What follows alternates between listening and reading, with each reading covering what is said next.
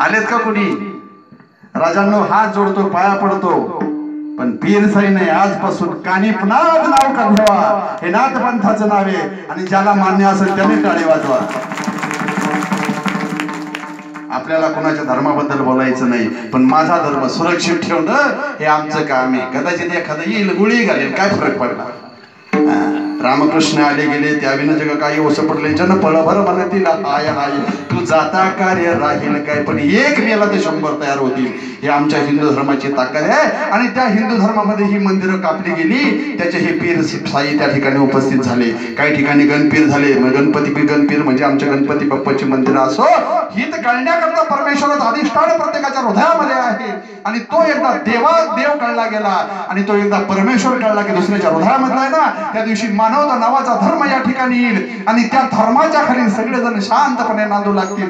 पण ते कळण्याकरता ज्ञानेश्वरी कळणं गरजेचं आहे, ते कळण्याकरता अभंग कळणं गरजेचं आहे, ते कळण्याकरता आमची गाथा कळणं गरजेचं आहे. विठ्ठला विठ्ठला हा भक्ती मार्ग करणं गरजेचं आहे. भगवंताच्या प्रत्येक अधिष्ठान प्रत्येकाच्या हृदयामध्ये आहे आणि त्या अधिष्ठानाची परिपूर्ती किंवा त्या अधिष्ठानाची खरी प्राप्ती करायची असेल तर छोट्या दार असणाऱ्या मंदिरामध्ये आम्हाला जावं लागतं. काही लोक म्हणले महाराज हे कीर्तन प्रवचन भक्ती मंदिर हे आम्हाला आता सांगू नका, कारण आमचं अजून वय झालं हाय बावळटपणा, आमचं अजून वय झालं नाही. महाराज ज्यावेळेस आमचा सुना येतील, नातवंड होतील, त्यावेळेस आम्ही भक्ती मार्ग करायला सुरुवात करू. मला त्याला विचारावं वाटतं किती वर्ष जगणार आहे? अरे आता सकाळ कदाचित तुम्ही पाहता की नाही, मी पाहतो की नाही, मला काय सांगता येईल? जाता जाता खलास झाला, उद्याच्या बेलेला काल्याच्या कीर्तनात जातो की नाही हे सुद्धा मला माहित नाही. पुढचा क्षण तुम्हाला माहित आहे का? अरे माऊलीने सांगितलं हे काळा नळाची तुटी पडी लोणियाची उंडी माशी पाक पाकडे तव हेची सरे माशीने पंख खाली करावेत आणि वर करावं, तेवढं क्षणभंगूर आयुष्य आहे. क्षणभंगूर नाही भरवाचा, क्षणभंगूर नाही भरवला, वारसावत सोडा माया आशा, वारसावत सोडा माया आशा, मग काही नसले गळा पडेल फासा, मग काही नसले गळा पडेल फासा, पुढे हुशार हे बोलणारा राम राम भरा,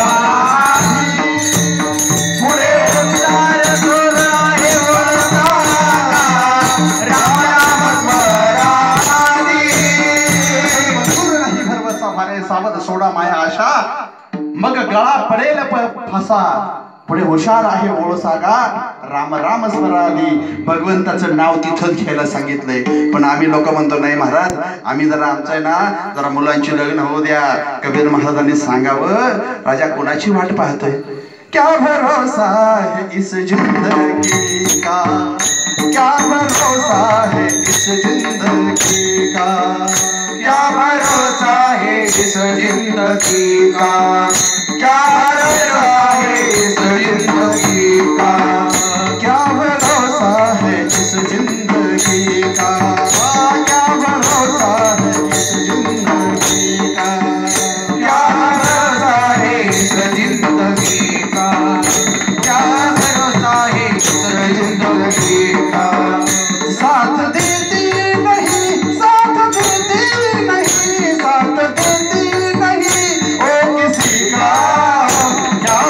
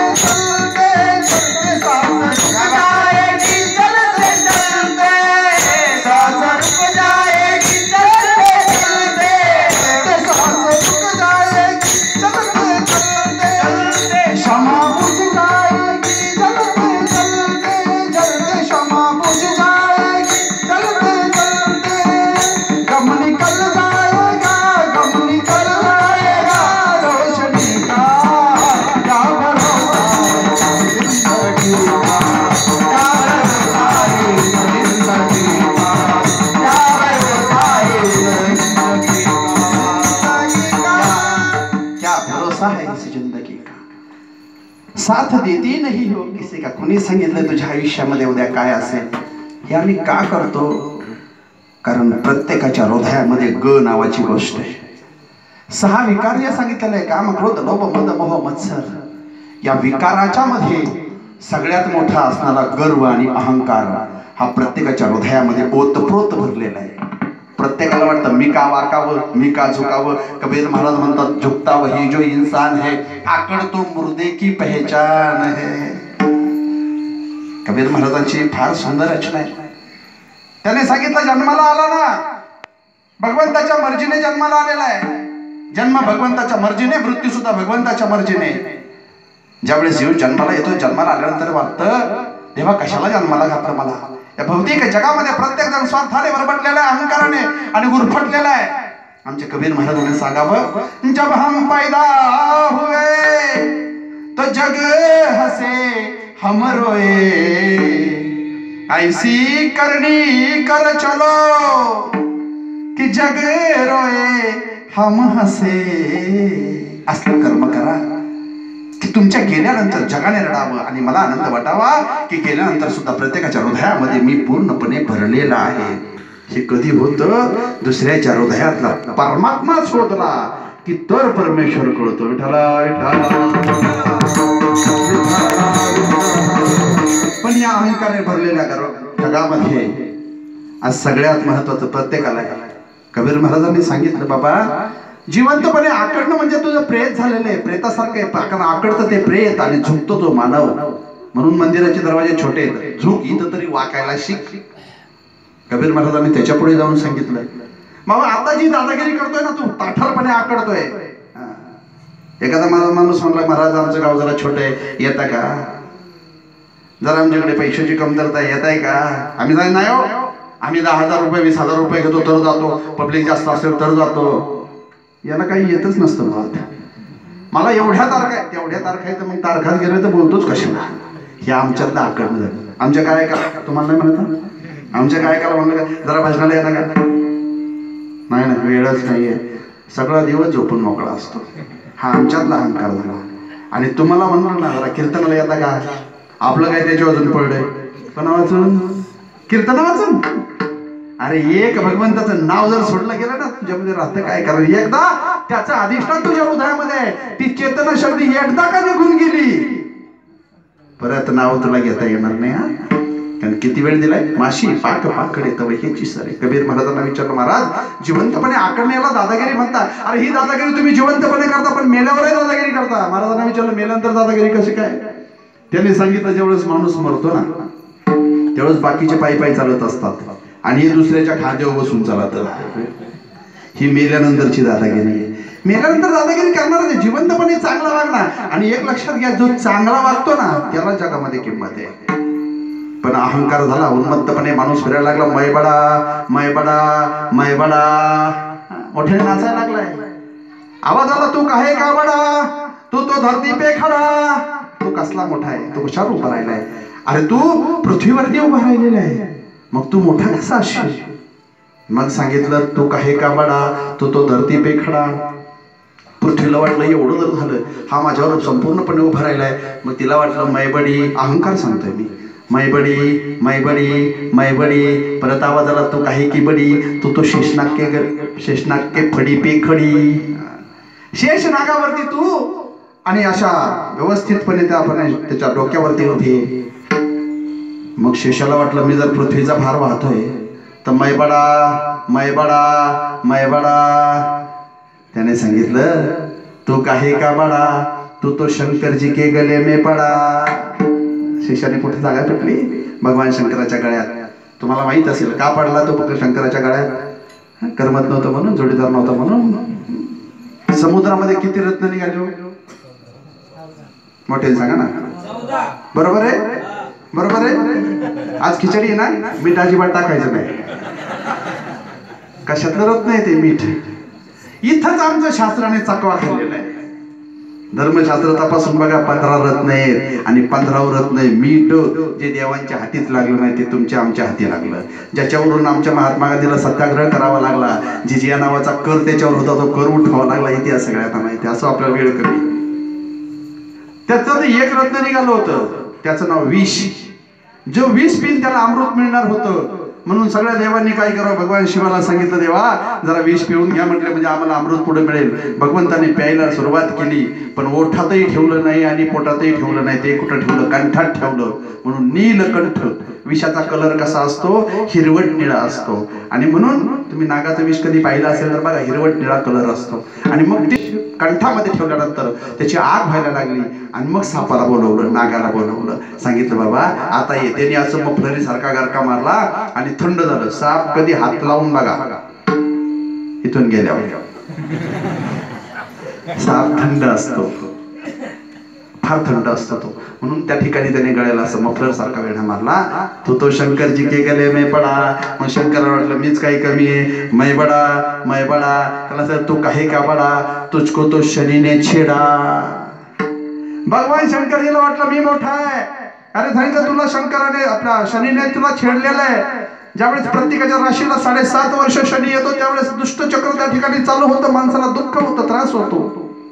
आणि एक दिवस भगवान शंकराला शनी महाराजांनी सांगितलं, देवा तुम्ही सगळ्या देवांचे देव आहात, सगळ्यांच्या राशीला मी येतो, पण मला तुमच्या राशीला एकदा येऊ द्या.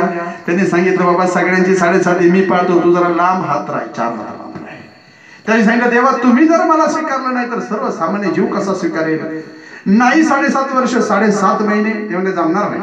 7.5 दिवस म्हणजे बिलकुल जमणार नाही. म्हणले 1 प्रहर 1.25 तास. ठीक आहे म्हणले, तर बाल आटतंय ना, मी हरकत नाही, 1.25 प्रहर आहे. पण कधी येतो. त्याने सांगितलं मी जानेवारी महिन्यात किंवा डिसेंबर महिन्याच्या शेवटच्या आठवड्यात आणि 3:45 वाजता येतो. काय असतं त्या काळात, थंडी असते. आणि भगवंताला सांगितलं 3:45 ला पहाटे येतो. भगवंताने काय केलं, कैलास सरोवरामध्ये जाऊन भगवंत लपून बसले. कडाक्याच्या थंडीत गार पाण्यात 3:45 वाजता भगवान शंकर लपून बसले. शनी महाराज आले, काठावर उभे राहिले. म्हणले 1.25 तास कधी होईल, 5 वाजता. आणि 5 वाजता भगवंत बाहेर आले. काय शनी तू आला होता ना 1.25 प्रहर माझ्या राशीला, काय केलं. म्हणले देवा, देवाजी देव तुम्ही, त्रिभुवनामध्ये तुमचा धाक आहे, त्रिभुवनामध्ये तुमची ताकद आहे. माझ्या भीतीने आईन कडाक्याच्या थंडीमध्ये पाण्यात लपून बसली, याच्यापेक्षा अजून काय पाहिजे. तो शनीने छेडा. मग शनीला वाटलं मी मोठा आहे, मै बडा तू काही का बडा, तुझको तो रावण ने बिघाडा. अरे रावण तुला पालतं घालून तुझ्या अंगावर झोपत होता, गादी खाली मंचका खाली घेऊन झोपत होता. मग रावणाला वाटलं मै बडा तू काही का बडा, तुझको तो रामने एक बाण से उखाडा. बाणात, एका बाणात तुझं काम केलंय राजा, तू कसला मोठा. मग रामचंद्र प्रभूला वाटलं इथपर्यंत आलंय ना, मै बडा. सांगितलं तू काही का बडा, तेरा नाम लेके जो पाणी पे खडा वही सबसे बडा. आता बघ सगळ्यांना माहिती की ज्यावेळेस हनुमंतरायाच्या माध्यमातून लंकेचा शोध लागला गेला आणि जाण्यासाठी समुद्रावरती सेतू बांधण्याचं, पूल बांधण्याचं काम चालू झालं, त्यावेळेस प्रत्येक वानराने काय करावं, एक दगड घ्यावा, त्या दगडावरती श्रीराम नाव लिहावं, तो दगड खाली टाकावा, तो दगड पाण्यावरती तरंगत जावा. रामचंद्र प्रभूला थोडा अहंकार हो, माझ्या नावाने दगड तरला जातोय, प्रभूने एक चिप घ्यावी आणि त्याच्यावरती श्रीराम नाव लिहावं, दगड खाली सोडावा, दगड पाण्यात सोडल्या त्याने तळ गाठावा. आणि सायकलवर एखादं पोरगं पडल्यावर किती लागल्यापेक्षा ते कुणी पाहिलं ते पाहत असतं. रामचंद्र प्रभू तसंच झालं. त्यांना म्हटलं हे दगड खाली गेलेलं कुणी पाहिलंय का. मग त्याने हळूच पाहिलं, मागे हनुमंतराय उभे होते. काय सगळं पाहिलं. म्हणजे हनुमंतराय विनंती आहे तुम्हाला, कमीत कमी कोणाला सांगू नका. हनुमंतराय म्हणले अजिबात नाही, काल्याच्या दिवशी जास्त माणसं असताना त्याच दिवशी सांगत फक्त. असं का झालं म्हणजे अभिमानाने नाडीले तो का म्हणे वाया गेले. प्रभू आम्ही जो नाव लिहितो ना ते शुद्ध अंतकरणाने, शुद्ध भावाने आणि अंतकरणपूर्वक तुझ्यावरच्या श्रद्धेने नाव लिहितो. आणि ते श्रद्धेमुळे ते नाव वर्तरत आमची भक्ती वर्तरत असते. कारण जे आम्ही नामस्मरण करतो ते शुद्ध भावाने करत असतो. प्रभू तुम्ही जे नाव आहे तुमची गर्वाने लिहिलं गेलं म्हणून तुमचा अहंकार खाली पडला गेला.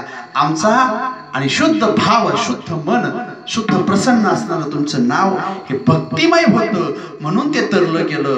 हाच आनंद नेमका आमच्या महाराजांनी घेतला. त्यांनी सांगितलं ही भक्ती ज्याला कळली त्याला पुण्यप्राप्ती झाली. पण काहींनी विचारलं महाराज आम्हाला अजून हे कळलंच नाही, आम्ही करायचं काय. अभंगाचं 4थं चरण. निळा मन तुम्ही आता तरी साधा मीरा म्हणे तुम्ही आता तरी साधा नीळा म्हणे तुम्ही आता तरी साधा नीळा म्हणे तुम्ही आता तरी साधा नीळा म्हणे तुम्ही आता तरी साधा नीळा म्हणे तुम्ही आता तरी साधा नीळा म्हणे तुम्ही आता तरी साधा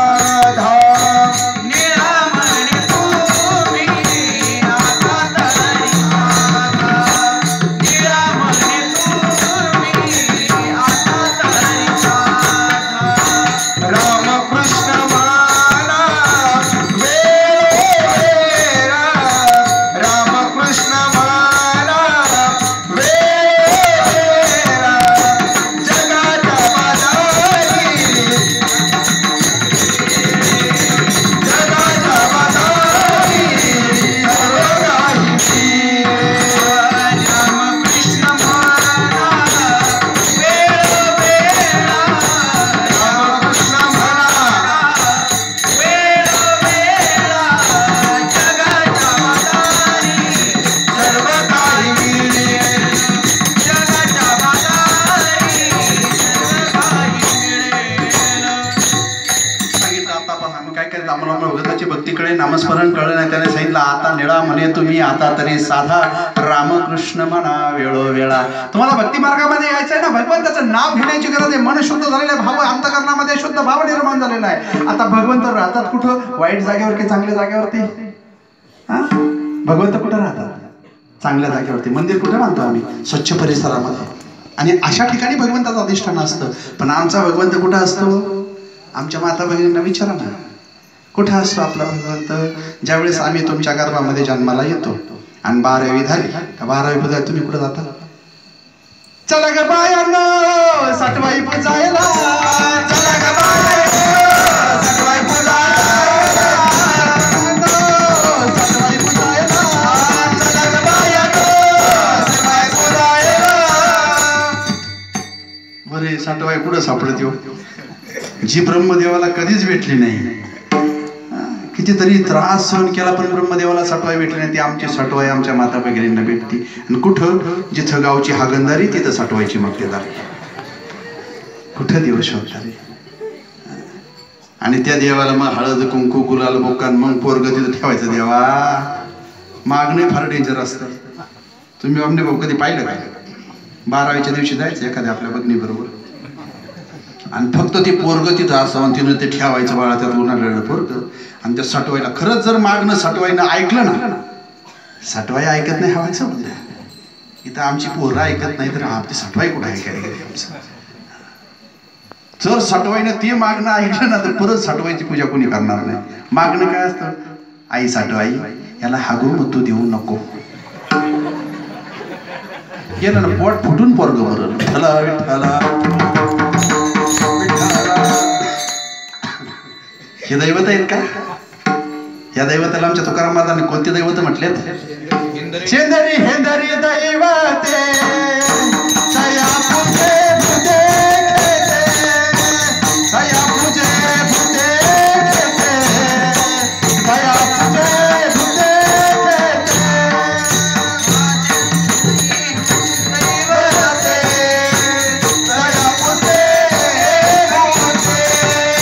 सया पूजे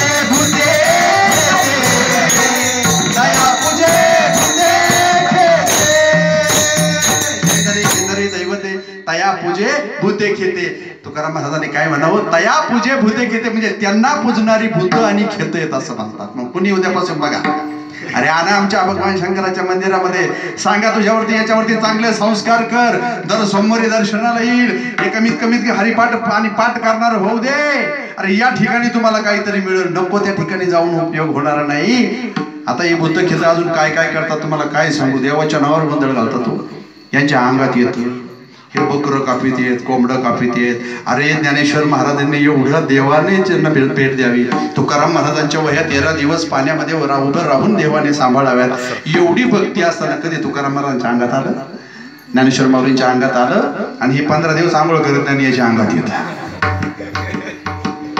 कानूर पठारला ह्या अंगादाराचं मी उघड केलं होतं. मला देवाबद्दल मी कधीच वाईट बोलत नाही, पण देवाच्या नावावर गोंधळ घालणाऱ्यांच्या विरोधात मी शिमगा करतो. देवाच्या तुम्हाला वाटतं तुम्ही करता, आम्ही नाही. आमच्यातही भरपूर आवलाद येत ना. देवाच्या नावावर पोट भरणारी आवलाद आहे. एका बाजूला सांगता देवाचं भावाचं गावाचं खायचं नाही आणि 5.5 लाख घेतल्याशिवाय यायचं नाही. बघा परमार्थ कुठे आहे आमचा. परमार्थ आम्हाला समजण्याकरता पहिल्यांदा माझ्यातला मी कळणं गरजेचं आहे. कानूर पठारला एक प्रस्थ होतं. त्या ठिकाणी एका बाईच्या अंगात दर मंगळवारी देवी यायची. आम्ही तिला बरोबर वेळा समजून सांगितलं. काय होतं, 15 वर्ष पत्रकारिता केली. आता 5 वर्षाचं वय माझं इकडंच. किती वर्ष आहे मला याच्यात येऊन? 5च वर्ष झालं.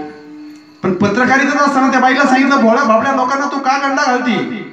अरे लोकांकडनं 100-200 रुपये गोळा करती आणि समजा त्या डॉक्टरकडे एखादा नेऊन मुलगा जगणार असेल तर तुझ्या अंगारा धुपाऱ्याने तो संपून जातो. शुद्ध भक्तीमध्ये परमार्थ आहे, परंतु अंगारा धुपाऱ्यामध्ये परमार्थ नाही. अरे आणा भगवंताच्या समोर आणा आणि शुद्ध भावाने भगवंताला सांगा माझा मुलाचा आजार बराच झाला पाहिजे, जर डॉक्टरकडे घेऊन. अरे आजार 100% बरा होणार, ती माझ्या भगवंताची ताकद आहे.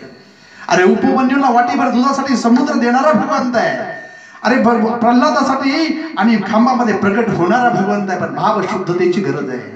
तिला सांगितलं भोळा बाबडा नडू नको. ती म्हणली भाऊ तुला जमत असेल तर बघ, नाही तर पोलीस स्टेशनला तुझ्या विरोधात फिर्याद करीन. बाई माणसाला दम देतो म्हणतो. बाईचा अवतार म्हणलं तुझं जर 8 दिवसात पितळ उघडं नाही पाडलं तर पत्रकारिता एका दिवसात सोडून दे. आणि एका मंगळवारी काही केलं, तिच्याकडे भरपूर गर्दी आणि आम्ही 3-4 गेलो होतो. त्या गावच्या सरपंचालाही घेतलं. तुम्हाला आम्हालाही फार त्रास होतो, लोक आम्हाला पण त्रास देतात. आजाद भाऊ ठुबे म्हणून सरपंच होते, आता जिल्हा परिषदचे सदस्य ॲडव्होकेट आहेत ते. आणि त्या बाईचं एक छोटं पोरगं होतं ना, ते छोटं पोरगं आम्ही काय केलं, उचललं आणि आपल्या गाडीत आणून ठेवलं आणि तिथं कपोपटा केलं. म्हणलं बाई तुमचं पोरगं विहिरीत पडलं. बाईच्या अंगातलं गेलं आणि बाई विहिरीकडे पळायला लागली. मला सांगा, तिला जर कळत होतं, तिला हे का कळलं नाही की माझं पोरगं यांच्या गाडीत लपवलेलं आहे, ती विहिरीकडे का पळाली. ही शेंदरी शेंदरी दैवते तया पूजे भूते खेते विठाला विठाला.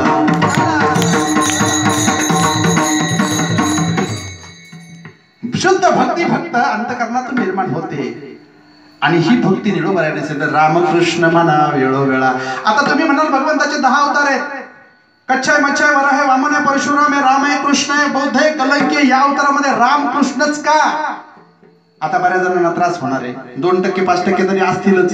ग्रामीण भागात 5%, शहरी भागात 50% रामकृष्णाची आवड नसणारे. आता बघा प्रत्येक जणाला कीर्तनकारांची आयत्या कपड्याची दुकानं असतात. कीर्तनकारांची आयत्या कपड्याची दुकानं असतात. एखादा शर्ट त्याला फिट बसला, त्याने समजायचं नाही माझ्याकरता शिवला होता किंवा माझं माप दुसऱ्याने कोणाला याच्याकडे दिलं होतं. ज्याचं त्याचं माप त्या शर्टात येतं त्याला शर्ट फिट बसतो. आता कुणाला कुणाला बसल बघा. राम आणि कृष्ण नामाचं महत्व सांगत असताना माऊलींनी सांगावं, रामकृष्ण नामे ही दोन्ही साजिरी हृदय मंदिरी स्मराकारे आपुली आपण करा सोडवण संसार बंधन तोडावे. राम आणि कृष्ण नामाचं महत्व सांगितलं, पण या जगामध्ये राम आणि कृष्ण नामाचं महत्व सांगता येत नाही. निवळ गळ्यामध्ये माळ, कपाळाला गंध आणि तोंडामध्ये हरी हरी म्हटल्याने परमार्थ होऊ शकत नाही. माऊलींनी त्याच्यावरती वर्णन केलेले. साबरी वाढिणल्या सरडा वर फळना आतू पोकळा किस्तन झाली आगळा शेळे जैसे. माऊलीने फार सुंदर वर्णन केलंय. साबरीचं कांड पाहिलं का तुम्ही? वर फळ नाही, आतून सगळं पोकळ आहे. धड वाशाला उपयोग होत नाही, धड घराला त्याचं दार करता येत नाही. शेळ्या पाहिल्या, शेळीच्या गळामध्ये स्तन आलेलं असतं, त्याला कधी दूध असतं का? मग असा हा कोरडा परमार्थ लोकांचा. पण अंतकरणाचा परमार्थ, अंतकरणातून रामकृष्णाचं नाम घ्यायला सांगितलेलं. निळोबाने सांगितलं रामकृष्ण म्हणा वेळोवेळा, नाही क्षणोक्षणी. आणि क्षणोक्षणामध्ये तोच आठवायचा आहे. कारण का झालं सगळ्यांना माहिती आहे, भगवंत जन्माला आले का भगवंत स्थापन झाले. पांडुरंगाविषयी बोलतोय मी. पांडुरंग कसे आले, कोणासाठी आले? पुंडलिकासाठी परब्रह्म आले. माहिती आळंदीकर मंडळी. पुंडलिकाने किती पेटे दिले होते त्याला? त्याला सांगा बरं मला, किती पैसे दिले होते? ये बाबा म्हटले बस तू. त्यावेळेस पांडुरंग नव्हता, पंढरपूर नव्हतं, चंद्रभागा नव्हती. त्यावेळेस फक्त दिंडीरवन होतं, बाळाबंड होतं. पुंडलिक तुमच्या माझ्यासारखा लबाड होता, तुमच्या माझ्यासारखा आणि खोडकर होता. आई बापांनी तो सुधारणा करता त्याचं लग्न करून दिलं. बायको सुंदर होती, बायकोच्या नादाने अनेक वेळा झाला. बायको पाणी भरायला गेली की हा अंडा घेऊन जायचा, बायको धुणं धुवायला गेली की हा साबण लावून द्यायचा, बायको भांडे घासायला लागली की हा भांडे घासू लागायचा. बायकांनी आमच्या आईकडे तळमळ करायची, अगं बघ म्हणले तुझा मुलगा आणि फार बिघडलाय. एक दिवस तिने सांगितलं आपल्या सुनेला नेऊन, म्हटली पती हा परमेश्वर असतो. कोण असतो? फक्त बिगर पिणारा असतो. तुम्ही म्हणाला पिऊन आलाय ना, तो परमेश्वर नसतो, त्याला गोठ्यात असतो, म्हशीपेक्षाही तो खाली दर्जाचा असतो. लक्षात ठेवायचं. नवऱ्याचं गुणात कोणत्या नवऱ्याचं ऐकायचं? तुमच्या पाठीमागं तुमचा भाऊ आहे, ध्यानात घ्या. जिचा नवरा पेत असेल, दांड्याने पहिला वाजवायचा, भाकर द्यायची नाही. आणि काय जर झालं त्याला म्हणा जा तुला कुठं जायचं तिथं जा. या अवलादीला कोणीच कुठं विचारित नाही, दारोगाला सोडून. तोही फार दिवस उधार देत नाही. जास्त उधार झाले का तो बी कमरात लात घालून बाहेर हाकलून देतो. पती हा परमेश्वर असतो, पण परमेश्वराने त्याच्या नीतिनियमाने वाजलं तर परमेश्वर असतो. हिला राग आला, पुंडलिकाला सांगितलं, पुंडलिकाने आई बापाला हाकलून दिलं. आणि नंतर एक दिवस बायकोने सांगावं म्हणले, अहो आपल्याला जर मुलं झाले तर ते सांभाळायचे कोणी? त्याच्यासाठी आईला आणि बापाला घेऊन या. आम्ही सुद्धा तेच करतोय, पोरं सांभाळायला आईला. आणि वरून म्हणायचं आमची पोरं आहे ना आई बाबाशिवाय राहतच नाही, भाकरी सुद्धा घालत नाही तुम्ही, पोरं राहत नाही, तुम्हाला सांभाळायचा कंटाळा येतोय. आणि मग शोधायला गेला. शोधत असताना आई बायकोला तहान लागली. तहान लागलेली असताना मला इथं पाहतो एक झोपडी होती. त्या झोपडीमध्ये शिरायला अगोदर थोडं लांबून पाहिलं, 3 मळलेल्या स्त्रिया आतमध्ये गेलेल्या. दुर्गंधी येत होती. झोपडीजवळ गेला, त्या 3 स्त्रिया बाहेर आल्या, अतिशय सुंदर होत्या. विचारला आई साहेब तुम्ही कोण? तीन सांगितलं मी गंगा जमुना सरस्वती, तुझ्यासारखी पापी लोक आमच्यामध्ये आंघोळ करतात, पापाने आम्ही मलिन होतो, शुद्ध होण्याकरता इथे येतो. त्यांनी विचार केला कोण आहे आतमध्ये. पाहिलं कुकुट स्वामी होते. कुकुट स्वामींचं दर्शन घेतलं. कुकुट स्वामींनी 5-50 शिव्या दिल्या आणि मग पुढे चालला. अरे जगाचा परमार्थ, जगाचा जगन्नायक जो असेल ना, तो तिच्या पदरातून जन्माला, तिच्या उदरातून जन्माला. ते आई आणि बाप देवांमधला देव आहे हे त्याने सांगा. आणि ते सांगत असताना याच्या डोळ्यामध्ये अश्रू यावे. त्याला धिक्कार असो पुंडलिका, ज्या माता पित्याने तुला जन्माला घातला, ज्या मातेने 9 महिने 9 दिवस गर्भामध्ये वाढवला गेला, जिच्या शाळातून तुझा आणि जिवंत राहिला गेला, जिच्या घासातून तुझं शरीर बनलं गेलं, त्या मातेला तू घराच्या बाहेर हाकला, धिक्कार असो. आणि मग आई बापाची सेवा करण्याकरता, तिला शोधण्याकरता काशीला गेला. काशीला आई बाप सापडले गेले. आणि सापडले ते कशा परिस्थितीमध्ये? आई बाप एका ठिकाणी भीक मागत होते.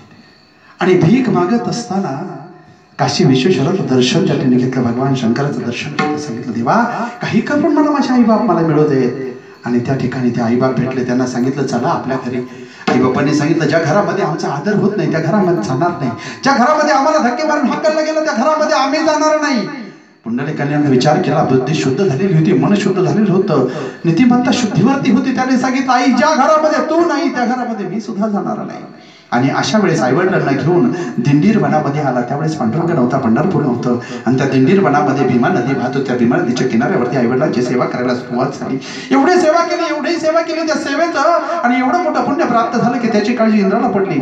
जवळजवळ पुण्याची पाहुणे सरे, सेवेची इंद्रपणाची मोठी उतरे, येऊ लागती माघारे मृत्यू लोका. इंद्राला वाटलं मला खाली जावं लागेल, म्हणून सांगितलं भगवान विष्णूला बघ म्हणजे कालपर्यंत पापी असणारा पुंडलिक आज एवढा पुण्य संपन्न झालेला आहे की माझं इंद्रपद धोक्यात यायला लागलं. भगवान विष्णू खाली आले. सांगितलं भीमा, त्या भीमा नदीला वर बोलवलं. सांगितलं तुझ्या किनाऱ्यावरती असणारे 2 पापी जीव आहेत ना, त्या जीवांना वाहून नेऊन जातो, पुंडलिकाला वाहून घेऊन जाय. त्या दुथडी भरून पाणी आलं आणि दुथडी भरून त्या पुराच्या पाण्याने जोपर्यंत पुंडलिकाच्या पायाचा स्पर्श झाला नाही तोपर्यंत पाण्याला वेग होता. आणि पुंडलिकाच्या पायाचा स्पर्श झाला. संत चरण सहज वासनेचे बीज तळून जाय विसरली गेली. आणि चंद्रासारखा वळसा घातला आणि चंद्रभागा म्हणून पुढे आली. स्वतःचं नाव बदललं की त्या नावामध्ये पुंडलिका सारख्याला मारण्याचा सुपारी मी घेतलेली होती. ते नाव बदललं गेलं आणि भगवान विष्णूला कळलं गेलं अरे तिने नाव सुद्धा बदललं गेलं. आणि त्यावेळेस भगवान विष्णू तो पुंडलिक पाहण्याकरता त्या ठिकाणी आला, त्या दिंडीर वनामध्ये आला. चंद्रभागेच्या किनाऱ्यावरती उभा राहिला. हाक मारलेले पुंडलिका, रे पुंडलिका. भगवंताने हाक मारलेलं पाहिलं सुद्धा नाही पुंडलिकाने. 3 वेळा हाक मारल्यानंतर सांगितलं कोण आहे? अरे मी जगाचा परब्रह्म, स्वर्ग मृत्यू पाताळाची देवता आणि मी परमेश्वर आलेलो आहे. ते म्हणले तू एकटाच आलाय ना? 2 माझ्या पांडीवर आहे, तुझ्यापेक्षा मेजॉरिटी माझ्याकडे जास्त आहे. अरे म्हणले एवढा गर्व एवढा अभिमान? म्हणले असणारच. ते म्हणले काय तुझ्याकडे? पुंडलिकाने विचारलं देवा तुझ्याकडे काय ते सांग मला अगोदर. देवाने सांगितलं माझ्याकडे स्वर्गाचं राज्य आहे. त्याने सांगितलं तुझ्या स्वर्गाकडे स्वर्गाच्या राज्याकडे जाणार दरवाजा माझ्या आई बापाच्या सेवेमध्ये. देवाने सांगितलं माझ्याकडे अमृताचे तळे, पुंडलिकाने सांगितलं माझ्या आईच्या आणि वडिलांच्या मुखातून आलेला एक एक शब्द अमृतापेक्षा कमी नाही. देव सांगायचं पुंडलिक उत्तर द्यायचं. देव शेवट कंटाळला, चिडला. अरे मला काय तुझ्याकडे जे माझ्याकडे नाहीये? सांगितलं स्वामी तिन्ही जगाचा आई विना भिकारी. आई बाप कुठे देवा तुझ्याकडे? कच्च्या मच्छा वामन अवतारामध्ये तू भगवंत जन्माला आला, तो अवयवी संभव जन्माला आला. आणि त्यावेळेस देवाने खाली मान घालावी, त्या ठिकाणी वीट टाकलेली कसायला. आमच्या तुकाराम महाराजांनी लटकं फटकं केले. कार्य पुंड्या मातलासी उभे केले विठ्ठलासी, किंवा ऐसा कैसा पुंड्या तो धीट मागे फिरकावली वीट. विटेवरती देऊन या ठेला म्हणून विठ्ठल झाला. कुणाला पाहायला आला? पुंडलिकाला पाहायला आला. आईवडिलांची सेवा केलेली पाहण्यासाठी त्या ठिकाणी आला. आता म्हणजे जा तुझं काम झालं असेल. अरे म्हणलं पुंडलिका जायचं होतं, पण मला तो भिकारी म्हटला, ह्याचं कारण सांग. म्हणले देवा भिकारी नाही तर काय? म्हणले जाऊ दे मला समजलंय, परंतु एक सांग की भिकारी पण जाण्याकरता काय करावं लागेल? पुंडलिकाने सांगितलं देवा आतापर्यंत अयनी संभव जन्माला आला, आता इथून पुढच्या अवतारामध्ये आईच्या गर्भातून जन्माला ये. 9 महिने 9 दिवस आईच्या गर्भामध्ये राहा. तिच्या श्वासातला श्वास घेऊन तू जिवंत राहा. तिच्या घासातला घास खाऊन तुझे शरीर वाढव. आणि ज्या वेळेस तुझ्या अवतारामध्ये आईच्या आणि वडिलांच्या गर्भातून जन्माला येऊन आई वडिलांची सेवा करशील ना, त्याच वेळेस तुझं आणि भिकारी पण जाईन, पण त्याच नावाचं मोठेपण प्राप्त होईल. पुंडलिकाच्या सांगण्यावरून भगवंत राम आणि कृष्ण अवतारामध्ये आई वडिलांच्या पोटी जन्माला आले. त्याच नावाचं नाव घ्यायला सांगितलं. रामकृष्ण नामे ही दोन्ही साजरी किंवा निळा म्हणे तुम्ही आता तरी साधा रामकृष्ण म्हणा वेळोवेळा विठाला विठाला. म्हणजे भगवंत कुठं आहे? माझ्या आईच्या आणि वडिलांच्या सेवेमध्ये भगवंताचा अधिष्ठान सांगणारे नाही बरोबर आहे. रामकृष्ण नाम घेणं म्हणजे मुखाने नाम घेणं नाहीये, तर जिच्या गर्भातून मी जन्माला आलेला आहे, जिच्या माध्यमातून माझं कबाड कष्ट करून ज्याने मला वाढवलं गेलं, त्या आई आणि बापाची सेवा खऱ्या अर्थाने रामकृष्ण, आणि तोच मला करायचा मंत्र आहे. म्हणून इतरांनी नाही केली तर चालेल, पण ज्याच्या गळ्यात माळ आहे ना त्याने आई बापाला सांभाळल्याशिवाय त्याच्या माळीला पूर्ण तो प्राप्त होत नाही. आणि हे करण्याकरता ज्याची गरज असते ना तो हा अभंग आहे. तुम्ही पाहत असाल आजचा शिवरात्रीचा दिवस आहे. सगळ्यांना माहित असेल शिवरात्री कशी तयार झाली, का तयार झाली, कोणी तयार केली, याला सुद्धा पूर्व पुण्याची गरज लागत असते. तुम्हाला माहित असेल कांची शहरामध्ये पूर्वीचं कांची नावाचं एक राज्य होतं, आणि त्या कांची नावाच्या राज्यामध्ये एक सोमदत्त नावाचा राजा होता. पूर्वीच्या राजाला कितीही बायका करायचा अधिकार होता, म्हणून त्याच्या बायका किती होत्या? 500. विचार करा. आता नाही, आता नाही, आता परत 5 पांडवांचं राज्य, 5त 1. कारण 100 कार्ट्यांपाठीमागे आता 81 बोरी आहेत. किती? 81. आता डीजेच्या समोर नाचणाऱ्या अवलादीला पोरगी देणार नाही अजिबात. आता सज्जनपणा ज्याला आहे त्याला, बाकीचे 19 बिरोबाला सोडावे लागणार आहे तिथून पुढे. कारण 81 पोरी. कारण आम्ही काय केलं? गर्भातच मारायला सुरुवात केली. का? आमच्या वंशाला दिवा पाहिजे, दिव्याने लाथा घालू घालू आई बाबा बाहेर आकारले, दिवा पाहिजे. एका कवीने अतिशय सुंदर शब्द रचना केली. 9 महिने 9 दिवसांनी झाली जग बघण्या घाई. 9 महिने 9 दिवसांनी